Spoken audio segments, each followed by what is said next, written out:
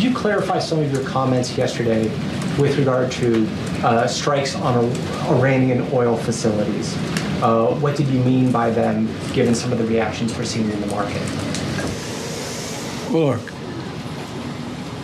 the Israelis have not concluded what they're going to do in terms of a strike.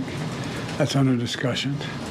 I think if I were in their shoes, I'd be thinking about other alternatives than striking oil fields.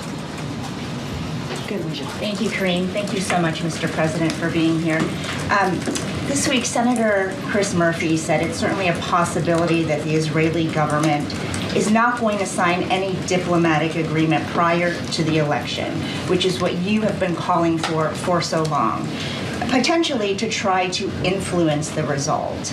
Do you agree? Do you have any worries that Netanyahu may be trying to influence the election and that's why he has not agreed to a diplomatic solution? No administration has helped Israel more than I have. None. None. None. And I think Bibi should remember that. And whether he's trying to influence the election or not, I don't know, but I'm not counting on that. You've said many times recently that you want to speak to him, that you plan to. No, I didn't say plan to. I didn't say want to. You don't want to?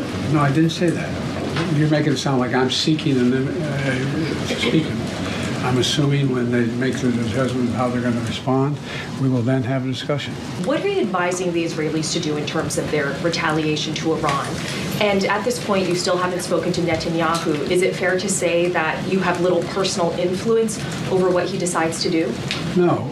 Look, our teams are in contact 12 hours a day. They're constantly in contact. I've already had my presidential daily brief. We've already had interface between our military, the diplomats. It's in constant contact. They are trying to figure out. It's high holidays as well. They're not going to make a decision immediately. And so we're going to wait to see when they want to talk. But over the past few months, they've consistently defied your administration's own advice. So do you believe that the Israelis are going to listen to the advice you're giving them? What I know is the plan that I put together received the support of the UN Security Council, the vast majority of our allies around the world, as a way to bring this to an end. Look, the Israelis have every right to respond to the vicious attacks on them, not just from the Iranians, but from everyone from Hezbollah to Houthis to anyway.